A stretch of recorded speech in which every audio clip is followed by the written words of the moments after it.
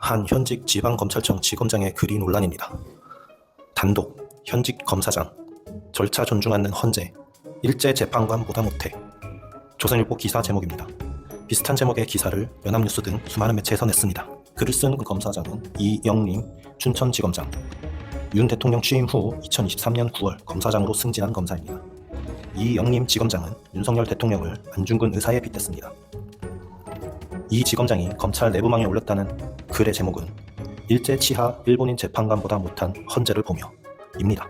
안중근 의사는 이토 히로부미 암살로 일제의 재판을 받을 당시 최후 진술을 했는데요.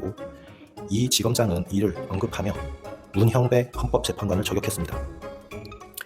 이 지검장의 글 내용입니다. 문형배 재판관은 지난 6차 변론에서 증인신문 이후 3분의 발언 기회를 요청한 대통령의 요구를 아닙니다, 돌아가십시오 라며 묵살했다.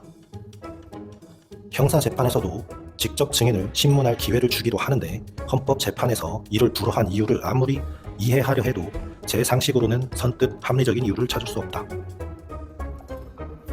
그런데 이상합니다. 윤석열이 헌법재판소에서 발언할 기회가 없었을까? 헌재가 윤석열에게 최후 변론 기회를 안 줬을까? 탄핵 심판에 조금이라도 관심이 있다면 이 지검장의 글이 사실과 다르다는 걸 알 수 있습니다. 그동안 대통령은 헌재에서 한 발언으로 여러 번 논란이 됐습니다. 지난 2월 4일 호수 위에 떠있는 달 그림자 발언을 들어볼까요? 지시를 했니, 지시를 받았니, 이런 얘기들이 마치 어떤 호수 위에 떠있는 달 그림자 같은 거를 쫓아가는 그런 느낌을 좀 많이 받았고요. 저도 탄핵 심판 6차 변론기일에서는 인원이라는 말 써본 적 없다고 했다가 인원이라는 단어를 남발하기도 했죠. 또 그게 아니라 인원이라고 얘기했다고 하는데 저는 그냥 사람이라는 이런 표현을 놔두고 또 의원이면 의원이지 인원이라는 말을 저는 써본 적이 없습니다. 본관을 거점으로 확보해서 이제 불필요한 인원을 통제한다는 목적으로 불필요한 인원을 그 안에는 약 15명, 20명이 안 되는 인원이 들어갔고 그 7층 건물 안에도 굉장히 많은 인원이 있다는 것을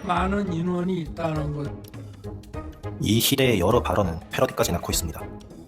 지난 10일 부산의 한 은행에서 장난감 총을 든 무장강도 사건이 벌어졌는데요. 2분 만에 붙잡혔습니다. 이를 보도한 기사에는 이런 댓글이 달렸습니다. 아무 일도 일어나지 않았다. 2분짜리 은행 강도가 어디 있나?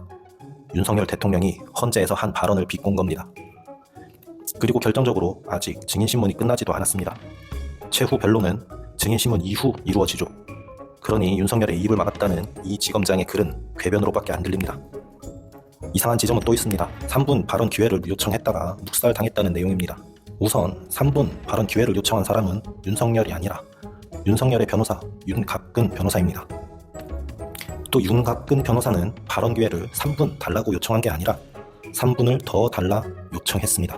특종은 우위에 있는 거기 때문에 제가 장관님께서 2000의 상을 어겼다 하시는 그건 제가 좋아하는 일 아니지만 2000의 상황에 대해서 이해 편의를 위해서 간단하게 말씀드리겠습니다. 시작합니다. 저기 돌아가십시오. 수고하셨습니다. 아닙니다. 돌아가십시오. 아닙니다. 약속을 하셨고요. 소측위원 측 헌재는 청구인과 피청구인에게 주신문과 반대신문을 30분씩 또 추가 신문을 15분씩 주고 있습니다. 이 같은 규칙을 깨고 특혜를 달라고 요구하다가 거절을 당한 것이죠. 무엇보다 현직 지검장의 글에서 놀라운 것은 내란 수괴 혐의에 윤석열을 안중근에 빗댔다는 겁니다.